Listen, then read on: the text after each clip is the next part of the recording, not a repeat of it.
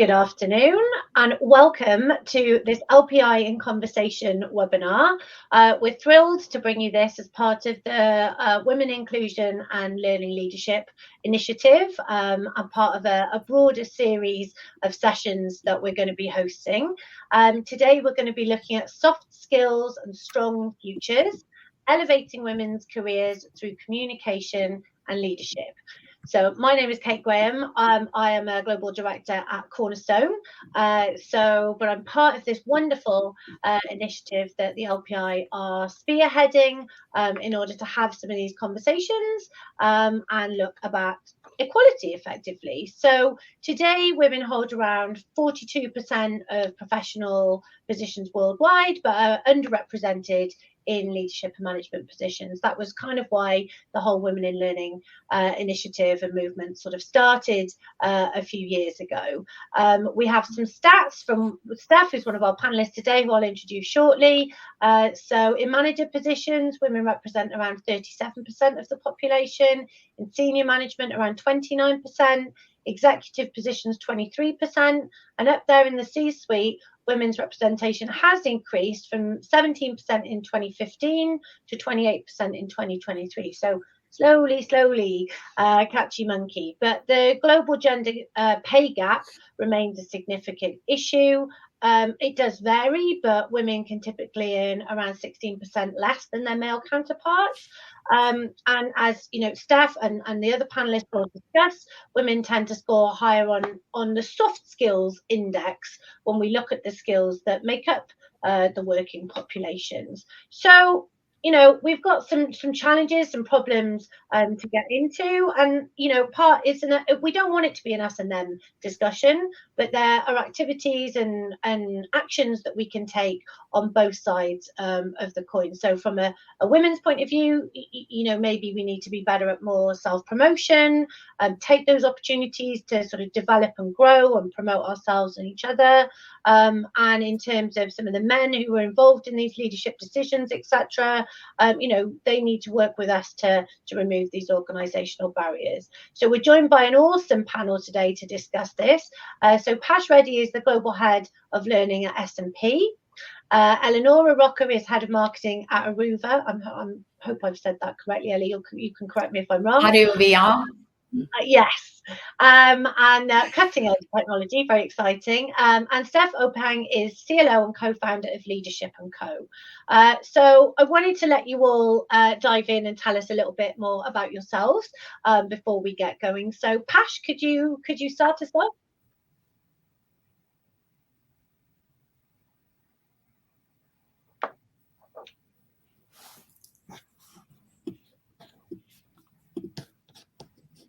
Oh, I can't hear Pash. Can you hear Pash? No, I think. Well, we maybe have a technical challenge there then. So Ellie, can I throw the ball to you and we'll come back to Pash? Sure. Hi, I'm Ellie. I work for Aruva, who is a XR learning platform. I've been working in tech for most of my career, so this is probably why I ended up doing what I do to help women in the work environment, because obviously the tech industry has always been kind of a male-dominated one. So I believe there is quite a lot that we still need to do there. I graduated in law, but then I decided to specialize in marketing, and this is what I've been doing for the past 15 years. On top of it, I'm the founder of the largest Italian community about female empowerment and leadership, and this is why I immediately joined you here with Will, because I think it's great when women work together. Brilliant. Thank you so much. That's amazing as well. It's great to see that. You know, we have this conversation a lot of Cornerstone around the cultural differences in our different geographies, our different territories, different countries. So it's fantastic to hear what you're doing from an Italian perspective. And Steph, what about you? You're across the pond? I am indeed. Thanks, Kate. Yeah, so I'm Steph Opping, and I'm here in the U.S. in kind of the Midwest, St. Louis, and I am Chief Learning Officer and one of the co-founders of Leadership & Co. And we're a leadership development organization that really focuses on what we call the critical middle. So Certainly we serve, all levels of management and leaders, but we really focus on that group that's in the middle. So not new managers and not executives, but that swath in the middle that often are neglected.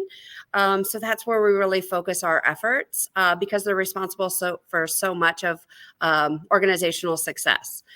So I do a lot of the instructional design, and then of course my first love, I'm often in the classroom facilitating those experiences. But I'm going to say over the last 5 years, I've really gotten passionate about women in leadership. Again, much like Ellie, it's why I reached out to get involved with Will. And I think some of it is based on some of the pandemic, although I got involved before that. But I think really understanding hybrid work, remote work, what does all of this look like? There's a lot of evidence of there's actually an increased amount of stress on women. So some of the things that we thought might actually help are not helping. So how do we make the workforce better for women? And then all the stats that you listed, Kate, how do we fix that? So I really do believe that organizations and even society at large would be so much better if we had more women in leadership positions. And then, I won't even speak to the pay gap because we know that needs to be fixed. So it's delightful to be here with you. And I look forward to the work after this call. We do. A great leveler on great equalizer and driver of equality is, of course, tech. So Pash has dropped out and come back in. So Pash, hopefully we can hear you now. Oh, hopefully. Can you hear me, Kate? Yeah. Oh, perfect. Great. It's a bit of technology issues there. So hi, everyone. And I was saying a little bit earlier that I'm having a fangirl moment because I am so fortunate enough to be on this panel with my esteemed speakers here, because I am learning as just as much as everybody joining the call as well. So thank you for having me as part of the panel. As Kate mentioned, I'm the Global Head of Learning at S&P Global for our Commodities and Insights division. And I am also a founding member of Women in Learning Leadership. So I am so pleased that we have founded this group so that we can support and champion, all women that are involved within learning and leadership, so that we can support them as well. I was quite fortunate through my career of being, championed and being sponsored by men and women alike. So, if I can return that favor and give people opportunities that are coming up, in terms of their learning careers, then I'd love to help that. And, just echo exactly what Ellie and Steph has said, having the opportunity to hopefully make a difference in what we can do to support, the next generation of learning leaders. So thank you for having me. No, thank you for being with us today. So, I wanted to start off because the title of this session is around soft skills, strong futures, but there's an element of a move away and a slight feeling in some quarters that soft skills, of which women can, often excel, generalize a little bit, that is a little bit of a sort of maybe a derogatory term or not very empowering. I've heard them called power skills a lot, professional skills, business skills. All of us in L&D will have heard those terms before. But I'm interested in kind of does that discussion, the description of soft skills, do them a disservice, do you think, Pash? Yeah, so it's interesting that you called it power skills, Kate, because at S&P Global, we actually do call it power skills, and as much as anything, I think it's actually strong skills, isn't it? It's like having that power to sort of, put your best foot forward and to support, your communication, but also your interpersonal skills, so things like around empathy and emotional intelligence as well. So I think it's very important for us to consider that it's commonly known as soft skills, but I think it's such an important set of capabilities that we all have to have, whether it's in our professional or personal life, as we navigate different, situations and scenarios, not only in leadership, but just day-to-day interactions as well. So I think we are all facing this dilemma of, there's social media, there's different ways to interact with people. And, that I think these skills are becoming more and more important, so that we can then, connect with others, really create that strong relationships and be able to put your best foot forward in terms of that skill set. So I definitely, I think the word is out there. It is soft skills, but I think it's strong skills or power skills for me, really putting that forward. Yeah. That's brilliant. And it's great to have that context for the organisation you're working in. And Steph, what about your experience? You're often on the other side of the fence, sort of facilitating, teaching some of these skills. What do you think there's nuance there around the terminology? The term that I often hear being used, and maybe even more so in recent conversations in the age of AI, is human skills. What differentiates us from computers. And so I kind of like that.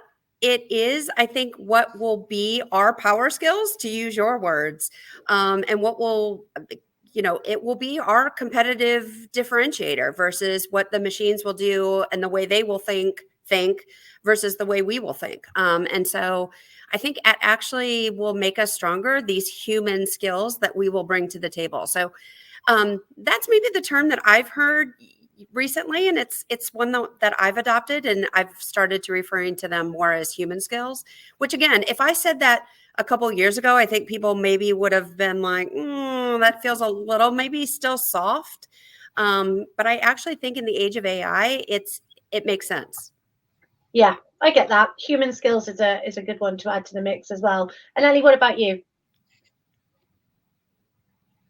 So I think I would agree with you that definitely emotional intelligence is kind of a power skill as well as other soft skills. But the reason why is that is because obviously now the landscape of the working environment, the different projects people need to shuffle around, and the way, let's say, the work environment has become, I think is more important to be able to have resilience, emotional intelligence, communication skills, negotiation skills, whether before I think it was more all about hard skills. Can you do this? But now it's not anymore about, how can you do something? It's how can you adapt to change? How can you deal with different scenarios? How can you work with different teams who are maybe all around the world, different cultures, again, diversity coming into place.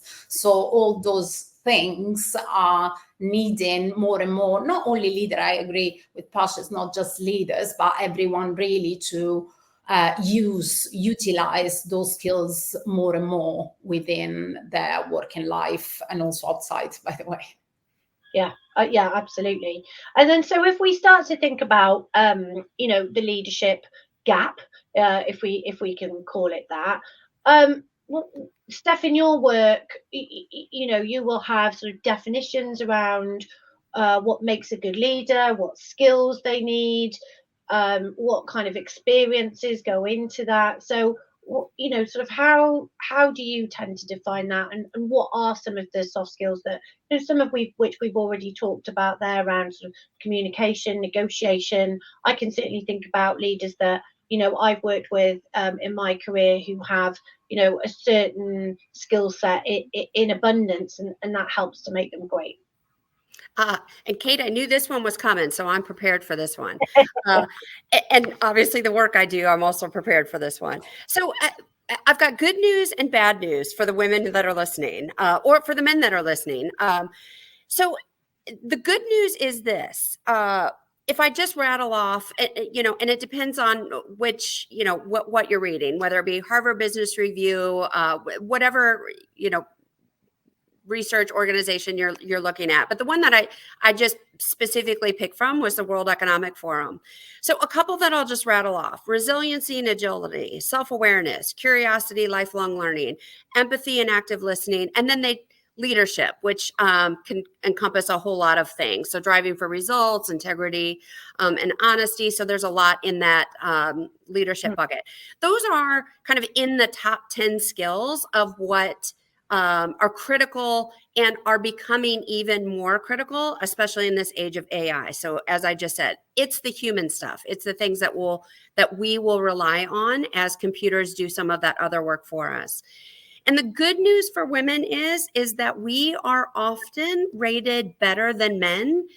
In most instances, we are rated better than men in most of those things, but very specifically, we are rated higher than men in the area of emotional intelligence, empathy, conflict management. And so I even mentioned in my intro, I believe society as a whole would be better if there were women in more leadership positions. And that actually bears out to be true, even in terms of you work with women in political positions, and you tend to find that there is, a better road to peace, et cetera. But that translates into business as well. And so the good news is women are better at these skills. Now, whether we were born or made that way, I won't get into the, sort of discussion, but we are better equipped to lead in the past, and really we're better equipped to lead into the future. So that's the good news. We're not there, Kate, as you discussed, we're not there in numbers. And so that needs to be fixed. That feels much more like a organizational issue, those organizational barriers that need to be fixed. And so we'll talk, I think, about some of that today. Here's the bad news, however. What we are not good at, so there is some things that we got to fix in the system, but there's also some things that we have to fix in us, and that is this idea of self-promotion. Many of you have probably heard this, but I guarantee most of us have seen it. There's this, men see a job posting, and if they're 80% equipped, they apply. Women, if you're 100% equipped, we still are like, I don't know. Am I ready? Should I apply? When you've been doing the job potentially for the last year. And we still have this reluctance to do it. We're reluctant to tell people how good we are or how qualified we are. And that just remains a barrier for us. And so Pash, you, I think, even said these words, how do we lift each other up? So if we're not willing to do that self-promotion ourselves, which we need to learn to do, how do we do it for each other? And so, again, there's some barriers that we're putting in front of ourselves, as well as those organizational barriers. And I would add to that, Steph, that this is also coming back to the conversation about the pay gap. Men tend to kind of say, this is what I want, and they know what my value is. Actually, sometimes they're very good at overvaluing themselves, whether we are always like, oh, maybe we are not good enough, that, salary is not for me. We always tend to kind of negotiate in a bad way that thing. So is all coming back to mindset. So totally agree with you on this one. And Ellie, I'll jump in just really quickly there. I've seen some interesting work around negotiation, in particular when it's around salaries. And that is, women are super interesting. They are not good at negotiating on their own behalf, but they are rock stars about negotiating on behalf of others. So I often think for women, pretend you're negotiating on the behalf of someone who's really deserving on your team, because if you do that, you will go to bat for them. But when it comes to themselves, they tend to be more reluctant. So again, this whole idea of self-promotion, they're really good at negotiation. So it's not like we don't know how to do it. We're just reluctant to do it for ourselves. I think Pash and I both had a wry smile when you said that, Steph. So if we think about some of these traits, and obviously the headwinds around things like AI, the shifting economy, all of that kind of stuff, the changing family unit, family structure, etc. Pash, what would you say is going to be sort of quite important for women to think about if they're looking ahead to either to get into leadership or to maintain and grow those leadership positions? Yeah, thanks for that, Kate. Yeah, so I guess just reflecting on what Steph and Ellie have said as well, and I think something that I did consider is having that perseverance. So really, knowing where your strengths lie, knowing where your areas of expertise are, and push forward with that. Now, to Steph's point, self-promotion doesn't sit naturally with me, and it does make me feel very uncomfortable. But I do think that when I am in my sweet spot, when I know where my strengths lie, where, you know, I have true expertise, it does come out, even whether it's called self-promotion or it is me just talking about something that I'm passionate about, it does come through. However, sometimes I do need to remind myself that I need to have that resilience and that perseverance to really push it forward and make sure that, you know, that no matter what setbacks there are, if there's any challenges or I'm facing some sort of bias, that I'm able to persevere and have that resilience to come through. And then one other thing that I wanted to chat about here is the ability to empower others, which, you know, Steph kindly, you know, mentioned as well. And I feel that, you know, I think that if we empower each other to have that support, to, you know, have that confidence to take the next step, then set by example or encourage and support others to do it. And it all comes down to having that sort of, you know, inclusive and diverse workplace, as we know. But it's not just a tick box exercise, it's actually empowering others to take that step forward as well. I love that. I feel like that when you know, when I've been in those roles where I've had a team, like that empowerment piece is so important. So we've got a few comments in the chat already. So Alex and Chara saying they love the idea and the term of power skills. So that's really interesting there, that you guys maybe haven't heard that before. Richard has asked, and it kind of teased me up nicely, Richard, for the next question around how can women leverage soft skills to navigate and overcome gender biases in the workplace? And then the next question was around some challenges. So, you know, where there's been instances in your career where you believe those soft skills, power skills, you know, have played a role in achieving a professional goal or overcoming a particularly challenging scenario. It could be a gender bias situation, or it could be something else. But Ellie, obviously, you know, you're in a tech company. Stereotypes are in the tech side. Stereotypes are, it tends to be male dominated. But yeah, interested to draw on some of your experience there.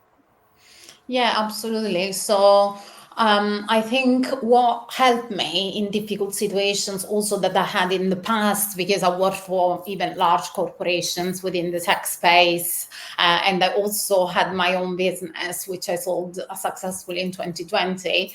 I think what helped me was always being strong on communication. So really the ability to communicate very honestly and very openly, you know, with the right people, and kind of set always that let's say trust between yourself and your team. I think that really helped me. For example, even, you know, when I sold my business was during the pandemic, and, you know, was kind of a difficult time, but being able to be very open and honest and still motivate my team, because I still think, you know, even in challenges, you have to motivate your team all the time. Mm. I think that for me was really key. Mm. And also believing in yourself, but this is something that's already been said. I mean, you have to be very, the first supporter of yourself is yourself, I always say. So you have to believe in what you can achieve and really stand up for yourself. And even sometimes if you are the only woman in the room, because I've been the only woman in the room, I've been the only woman in the board, I've been the only woman pitching to investors or to, you know, and sometimes there are challenges there, you know, you feel that you don't feel very comfortable, but at the same time, then you learn. This is probably the main takeaway I can share today, is that you can always learn. Like you challenge yourself and you say, no, I'm gonna go through this, I'm gonna learn this, and if something I can't do, I will learn how to do it. I will follow webinar, I will find a mentor. I'm sure all these things will be discussed later on with the others, but you know, there are ways, even if we're not born in a way, there are ways to learn and to navigate situations that initially can feel uncomfortable for us. And sometimes we have to try and maybe fail in order to learn, right? So, you know, I love the phrase, like, we win or we learn. And I think that is so true. Like, if you don't try, you don't know, right? But Steph, similar position for you, female entrepreneur, running your own business, but maybe in some past roles. What's some of the, what's maybe a challenge where you've been able to apply some of these soft skills in practice to overcome a particular challenge or problem? Well, you know what? I'm going to answer the question slightly differently, Kate, because it's a recent example that I'll use. I was with a group of gentlemen, and we were talking about facilitating for an executive audience, and we were talking about, who was going to facilitate. And someone had said to me that maybe it wasn't me because I didn't have a very executive presence. And so I pushed to say, and I'm thinking to myself, I've facilitated for 20 some odd years. I've been doing leadership development. It's not the first time I've heard that, though. And so I wanted to know what that meant to them. What did they mean by executive presence? And the word that came back was, I'm awfully bubbly. And I thought to myself, at first I thought, you know what? I'm not going to make this a gender thing, right? Executive presence maybe isn't a gender thing. And the word came back, I was awfully bubbly. And I thought, I don't think a man's probably never been called bubbly before. And I thought to myself, you know what? I could get defensive. But I did think I am bubbly. I actually, I don't want to become defensive. I actually kind of pride myself on bubbly. I'm approachable. I think I'm easy to talk to. I have high energy. That is, I'm going to be honest, it's kind of bubbly. And so I would not have done that 20 years ago. I wouldn't have done that 10 years ago. I don't even know that I would have done that 5 years ago. I've gotten comfortable, I think, in my old skin. That's made me okay with that, but it was a gender bias. It absolutely was. I've just gotten more comfortable with that. But here's what happened that made me even more comfortable with that, and it showed me that times are changing. The other gentleman on the call came to my defense. One specifically chatted me because we were doing this virtually, and he said, I can't listen to this any longer. Telling me he saw it as gender bias. Someone else sent me a note and said, are you okay? He saw it as well. In the moment, someone said something. However, he sent me a note afterwards that said that he actually sent a note to the gentleman that said it on the call to actually kind of pursue it a little bit more, to say, did you think about what that sounded like to Steph? That's what needs to happen, right? And allyship in action. That's great. It did. And it didn't become super uncomfortable in the call. I will say it wasn't like, a moment where, record scratch, you become, super uncomfortable. I think the gentleman saw a little bit of his error in the way. I didn't make it a thing in the moment. So it wasn't like we had to make it a thing. We certainly could have. It could have been a moment, a good teaching moment. But I love the fact that exactly that I had an ally there. So again, Kate, I answered it slightly different than I think you asked, but it made such a impact to have that. People saw it and came to my defense. I didn't have to do all the work myself. And whether it was a woman or a man, the fact that that's where change starts to happen, right? And I always go back to this: language is so, like, language matters. Like, it really makes such a difference. And Pash, what about you? In any sort of specific examples or stories from your side? Yeah, I was actually reflecting on this piece, and I thought, if I could go back and tell myself 20 years ago, 15 years ago, my younger self, could I give them advice? What would it be? And I would say, you be you, be authentic and trust who you are. Because along the way, I've been told, Pash, you need to be more ruthless in those specific words. You need to be more aggressive. And I did try, and I did not do well in those scenarios because it's not me. And what I figured out is that kindness is not a weakness. That's where the piece around empathy, around emotional intelligence comes through. I can be strong when I need to be strong, and I hope that, through my leadership career, that I've been able to sort of, be be kind, but lead in a very, with a strong vision and in a way that brought success to the teams that I've been a part of, to people that I've mentored, and to businesses that I've worked in as well.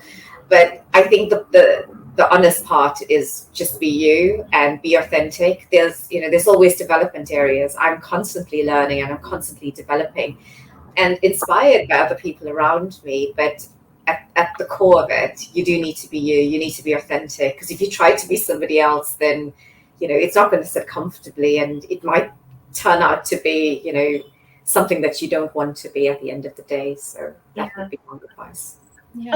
And when you sorry, Kate, another interesting thing also, sorry, I was thinking when Josh was talking, another thing that happens also very often is that women tend to say, maybe I want to be like a man when they try to exercise, that leadership. And this is also something that I don't think is successful. Personally, I think you need to be yourself. You need to exercise your leadership in the way you are. I always say, I will always go on my stages when I present at events with the high heels, and I'm gonna enter meetings with the high heels, and I'm always gonna be feminine. You don't need to dress like a man or be a meme of a man when you try to exercise your leadership. And this is another key point that I think is important to address. Yeah, going back to you being you.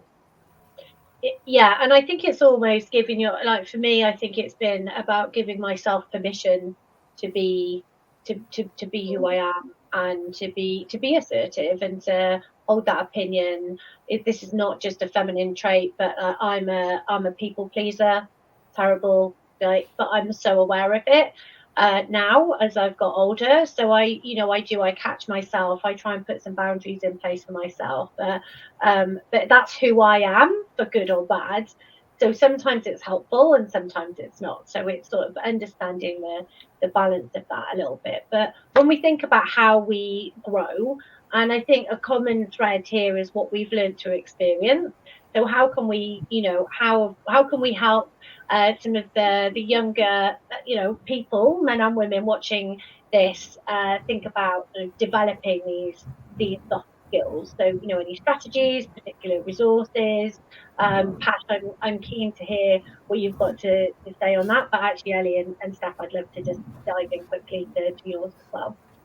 Yeah, I think an important thing that has served me well through my 20 odd years of being in this field is that seeking feedback, but genuinely seeking that feedback, and listening to it, and actively listening to it. So really going out to your colleagues, your mentors, but even people that you're not necessarily close to, but you think that they could be somehow your critical friend, that you could get that honest feedback from them.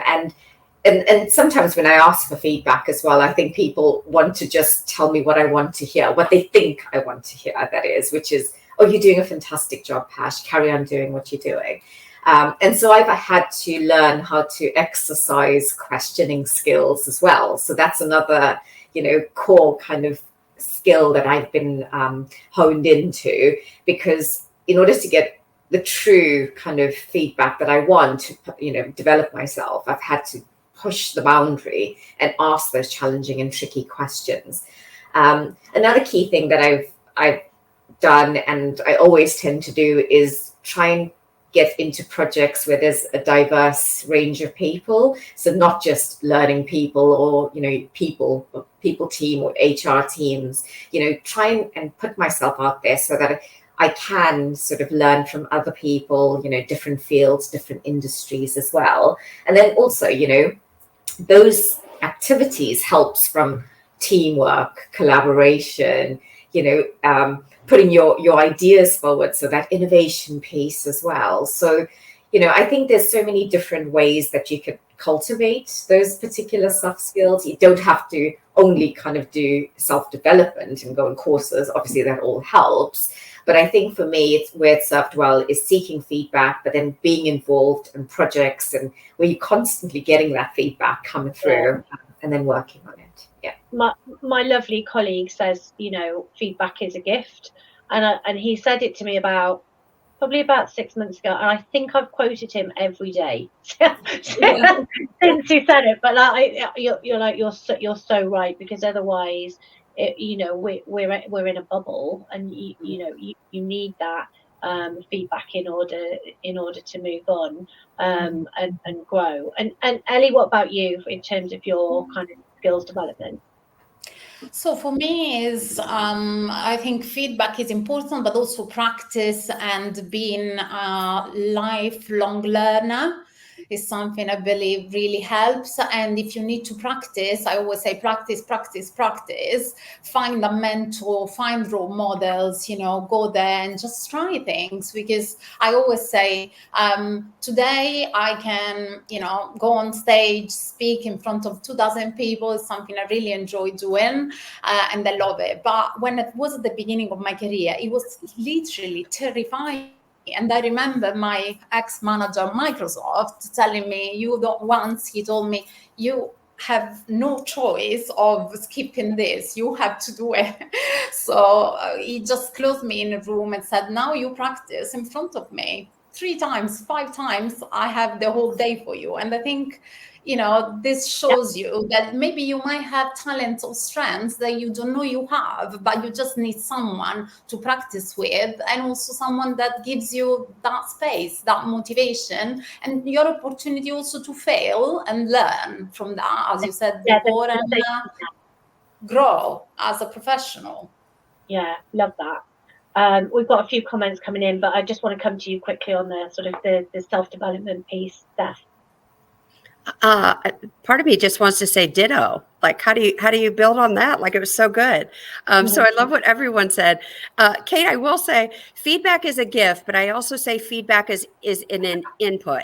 So I'm careful to say sometimes it's not a gift, right? Like, you consider the source. Sometimes it's just a piece of data to almost be discarded in some cases, right? Like, consider the source and like, oh, okay, thanks. And moving on. And so in some cases it's a beautiful gift, and it's absolutely one to take to heart and build upon. And in some cases it's just another source of data. But I might build on what Posh said right there. And then I'm going to build on one thing LA said really quickly. I think it's also play to your strengths, right? And so Posh, I heard you say, take the feedback, develop on what you need to get better at. But I would also say find the things that you're really good at and play to those things. There's been a couple instances in my career where I think I stayed in a role where it wasn't playing to my strengths.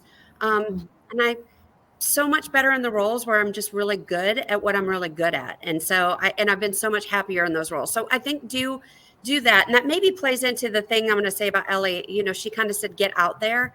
Sometimes you just don't know what's available to you. And so sometimes when you sit too insular, you just don't even know kind of the breadth of the things that you could do. And so get out there, see what roles are available, see what other things you could be at, try new things like Ellie did. And I think that's when you kind of see, I don't want to say the world is your oyster. That feels almost too big, but you do have to get out there and see what's available. Yeah, put yourself out there. I agree with that. Now, Chara and Princess have both come back and asked for some of examples of the questions, Pash, that you used to ask for feedback, which is a good question in itself. Yeah.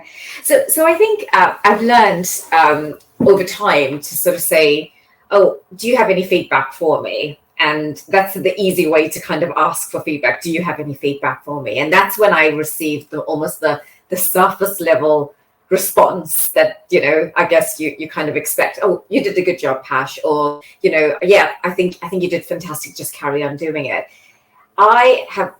What I've been doing is actually thinking about what do I specifically want feedback on? Okay. And really turning that question to sort of say, could I improve? Or, thinking about our last interaction in a meeting as an example, there were times where, I was challenged by a senior executive. How do you think I responded? And is there any ways that I could have improved? So it's really taking it a step further in the sense of, it's almost that coaching approach to it is sort of, going really specific to what you want to have in terms of that. And then I noticed that once I ask for that specific area of feedback, the conversation then tends to be a bit more honest. They're more open to giving me specific feedback, but it's really sort of being specific about the type of feedback that I want and on what I'm asking for. And then sometimes I also use the questioning before we go into a meeting or into a presentation. I'm going to be presenting to 100 people. Please could you help me, and we'll have a debrief session afterwards to if there's anything that you think that I needed to improve on or where I'd done well as well. So it's really looking at the situation and asking specifically about that situation. Yeah, I love that. And I think to build on what you've said there, and Steph, to your point about, the source of the feedback, it's picking those people that are maybe in your corner, but will still be honest, right? So you have to sift through and find those people, be it in your company, within your broader network, whatever. I always say I collect people as I go, but I try and really lean into people that I know will be honest, but are sort of in my corner, and maybe don't have an agenda, or something like that. I think that's quite an interesting one to think about.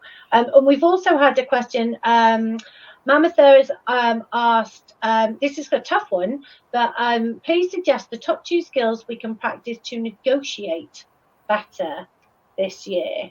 I mean, Ellie, I'm gonna, having sold a business, risen through the ranks, what any sort of lessons from that experience in terms of negotiation? So you have to have, so my my suggestion would be, you have to have a number in mind. You don't have to go, you need to know that you don't have to go below that number. So you need to be able to go already higher of that number. So if your number is 10, then you need to go higher and say, I don't know, 30, because you will have to know that you're probably gonna meet in between. So that's first thing. The other thing is, do not accept the first offer, and do not accept at that moment when there are emotions going on, because obviously you get your offer, whether it's a job offer or an offer to, buy your business or whatever it is, you are like, oh yeah, wow, I've been waiting for this such a long time. This is what I want. And so the first offer is like, oh yes, no, just put it there aside, know where you stand, go back, have at least a half day, one day, thinking that through,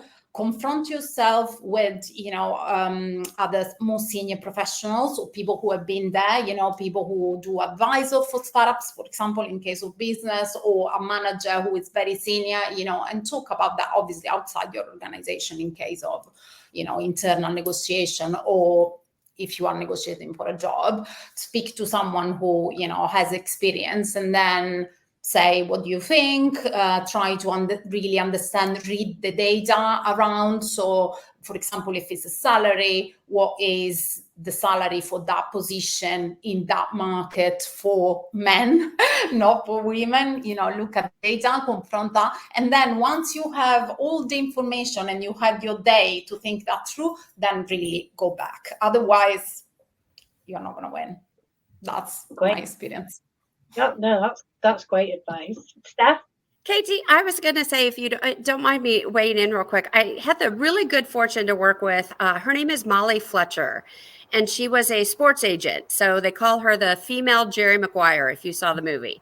And she is fabulous. And so I did some instructional design work for her because she's developed a course about negotiation, and she's passionate about women in negotiation. And she actually says, so I love that the question said practice. She actually says negotiation is a skill that you have to practice. And so she says, practice it. Like, she looks for opportunities in everyday life to practice it. Like, if you go to a hotel and they give you your room, ask for an upgrade, like negotiate it. She was like, half the time I get it, half the time I don't. She was like, but you look for opportunities every day to negotiate. If you go to a store and there's something wrong with, negotiate on price. So she just says, like, look for small wins where you can do, again, kind of low stakes, if you will. And then when you get to the point, like Ellie describes, you've got a little bit of that practice kind of in your past. Love that, like a muscle, like you're training a muscle. Love that. So just moving on slightly, sort of stepping back a little bit and looking at the context in which we're all operating, and that role of the kind of the organisation that we work in, and supporting that development of women's leadership and communication skills. You know, where do we think organisations could do more? So, I mean, you know, Cornerstone, I'm involved in, there's a women's mentoring program. I'm a mentor. I absolutely love working with my mentee. It's been amazing doing that. There's all sorts of initiatives going on across the business. And because typically, you know, tech software has been male heavy over the years. So I love working in an organisation where I'm seeing like the proactive efforts and action, not just the lip service. But you know, Pash, maybe what have you seen that's worked, or what have you been a part of that's maybe assisted in that kind of organizational cultural context? Yeah. And Katie, I think what you said, you know, what's being done at Cornerstone is so important, because if there are supportive policies and practices in place in organizations, then it just gives room and it gives that environment that people and women can succeed in their roles. I think representation is such an important one. You know, if people can see and women can see that, you know, that they are represented in senior roles, that they have role models that they can aspire to and that inspires and motivates them, then it does make it easier for them to navigate that pace or perceived, you know, kind of motivation in that sense. So I think that's an important one, is having role models and representation in organizations that they can aspire to. And if you don't have it in your organization, you know, then seek that role model elsewhere in that sense, and then, you know, encourage it from you know, within your organization as well. So I think that's so important. I think, like you've said, the mentorship piece, the sponsorship piece, and the allyship is critical to supporting women in a business environment as well. So I think those pieces there, whether they are formal or informal programs that are in place, you know, myself, at any given time, I probably have about 5 mentors in my organization and external as well. And I'm not afraid to ask for it. I do go out and ask for it, but it's always a little bit easier if the organization provides that environment and that context to help me do it and to navigate it as well. So I think it's something that, as an individual, yes, I seek it, but if the organization is able to help me and there's an organizational context of mentorship, sponsorship, and allyship, then it makes it just a little bit easier for us to navigate and go through. So I think, you know, there's the key ones there that I'll call out. But I'll hand over to Steph and Ellie to add to that. Yeah, Ellie? Yeah. So I think also training and workshops and employee research groups kind of work. I've seen in some organizations, you know, having this kind of women at whatever brand inside. I think it does help, because it gives the opportunity for women to get together within the organization and also engage with some of the core activities that they do also with people from outside. For example, some projects that have been doing that really helped large organizations where having role models coming into the organization and sharing, you know, stories, inspirational backgrounds, and these kind of things that were not coming, let's say, from their own colleagues. There were groups of own colleagues in the, you know, public, but then the speakers were a mix between colleagues and people from outside, because again, this is something I'm seeing organizations kind of start appreciating, because it's less, let's say, company talk and the more open to, you know, different backgrounds and helps people feeling also more relaxed. Otherwise it's all about, okay, it's my colleague talking, if you see what I mean. Whether if there is another story, then it's like, okay, let's discuss, that is more conversation. So that one I think really helps. But I'm seeing most of the large organizations starting to do that regularly. It's just something that not all, for example, small medium businesses I think struggle a little bit more with.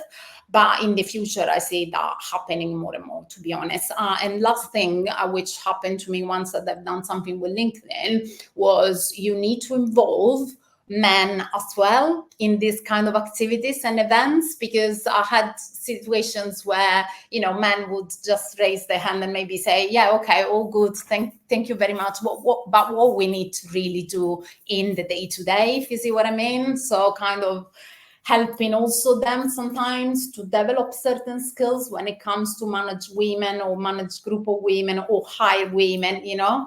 I think that also helps, because listening to stories is always, I think, an eye-opener, even for men that maybe sometimes don't think about certain things, or maybe they don't think it's so bad as perceived by some women. So having that kind of mix, I think, really helps. Yeah, and to your point around data as well, you know, having the data of actually you might think you've got lots of women in your organisation in leadership roles, but what's the reality?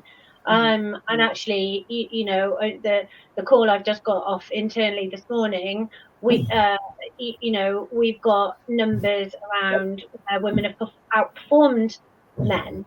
So, you know, that having that data takes like some of the emotion out of the argument. There's a personal trainer that I follow, and he talks about data trumps feelings, and it sort of takes that emotive part of the conversation away, which I think can be quite powerful as well. But Steph, what about you? I know you've got lots of thoughts on this. Well, I do, but again, I don't want to repeat the great advice that we've already heard. So I'm gonna shift slightly. Just on the more day-to-day, I know there are people who are able to do policies and programs. Certainly everyone on this call can say yes to joining those programs, and some of you can create programs. But I'm actually going to say on the day-to-day, women are stressed, more stressed than men, and the data says that. And so I think what I would say to you is, what can you do is like reach out to each other, or reach out yourself if you're feeling the stress. And so the data is telling us we're more stressed than men. And this has increased since the pandemic. So all the things that we thought might get better, work from home, remote work, hybrid work, that might actually take some of the stress off, particularly if we've got families or we're caregivers, whatever that looks like. It didn't get better. In some cases, I actually think it's made it worse, because there's no delineation between work life and home life. There never really was, but now literally there's no physical distance. So that all being said, like, reach out to people. They are struggling. And sometimes I think we don't see the struggle because we're only, you know, in front of people for an hour on our screens. And so we can fake it for an hour. And then you shut down the Zoom call or Teams call or whatever you're using, and then you're struggling. And so I think what I would say to you is, like, reach out to everyone on your team, but reach out to the women. The data says they need it, and you probably need it. So reach out to each other, and on the human side, like, how are you really doing? And use those skills that we talked about that we're so good at: the empathy, the self-awareness. Use those things to our own advantage. So that's, I think, my really simple, almost like day-to-day, we can all do that for each other. And I think, just to build on what all of you have said, I mean, my tactic is, you know, I sort of collect good people, whether they're internal or external. And I was talking to one of the younger girls, because I'm so old now, but she's in her mid-20s, in our organisation a few weeks ago, and I sort of told her about my concept of the board of directors. So I have, you know, my girlfriends in my group chat, which we all need. They, you know, they've always got my back.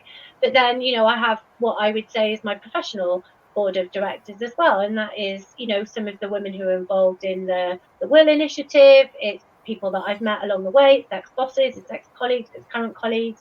But I will lean in to them, you know, whatever support I need, and different people will bring different elements of that. And she went off and spoke to one of our quite senior directors and said, you know, basically, will you be on my board of directors kind of thing. He was like, well, I'd be upset if I wasn't already, you know. So I think, and she was really touched by that. So I think that kind of, that notion that people are happy to help as well.